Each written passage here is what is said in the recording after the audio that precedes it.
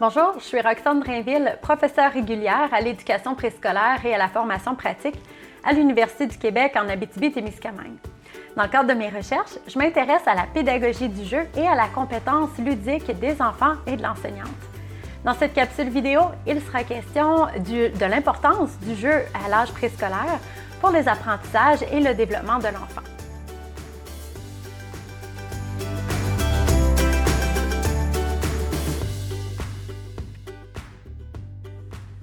Le jeu de faire semblant est aussi connu sous le nom de jeu symbolique, jeu de rôle ou jeu d'imitation.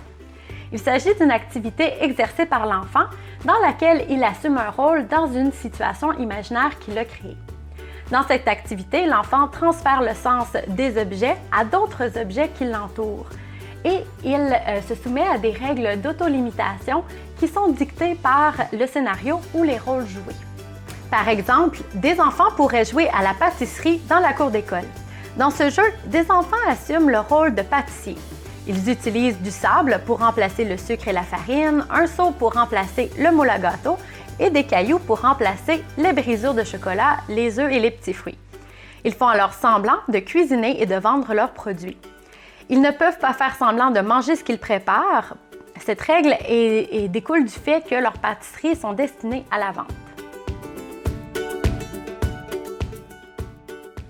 Selon Vygotsky, un éminent pédagogue et psychologue ayant entre autres étudié le développement cognitif et langagier de l'enfant d'âge préscolaire, le jeu de faire semblant occupe un rôle particulier dans le développement de l'enfant âgé entre 3 et 7 ans. En effet, le jeu lui permet de développer des gains développementaux majeurs, lesquels sont des habiletés cognitives qui établissent les bases de son développement.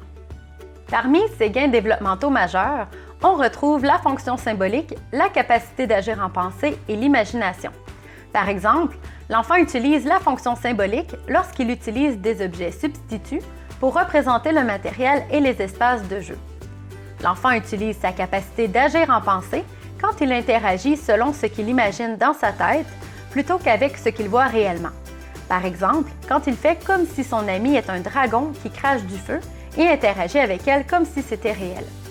Les enfants utilisent leur imagination, entre autres, lorsqu'ils créent le scénario du jeu.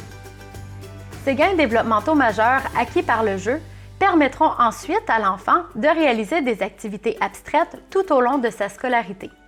Par exemple, la fonction symbolique lui permettra de faire le transfert entre le signe, un mot écrit, et sa signification, l'objet ou l'acte qu'il représente. La capacité d'agir en pensée est ce qui lui permettra de résoudre des problèmes mentalement sans avoir à manipuler des objets concrets.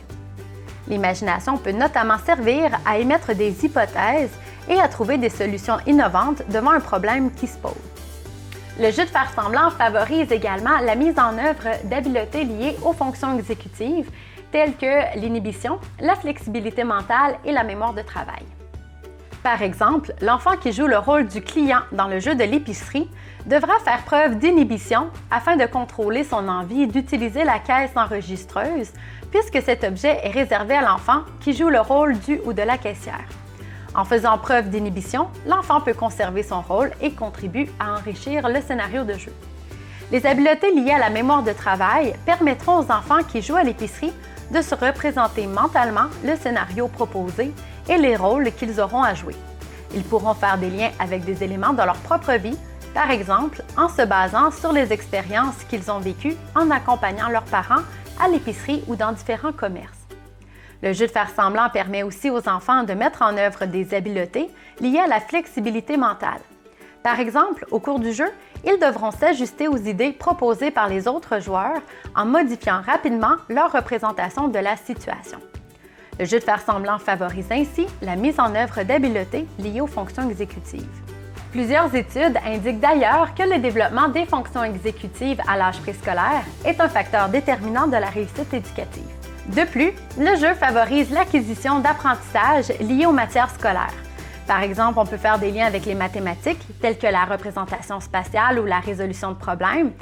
L'enfant peut faire des liens avec la communication orale et écrite, notamment en apprenant différentes fonctions et conventions du langage écrit et en utilisant plusieurs conduites discursives, mais aussi des liens avec l'univers social en construisant sa représentation de la société.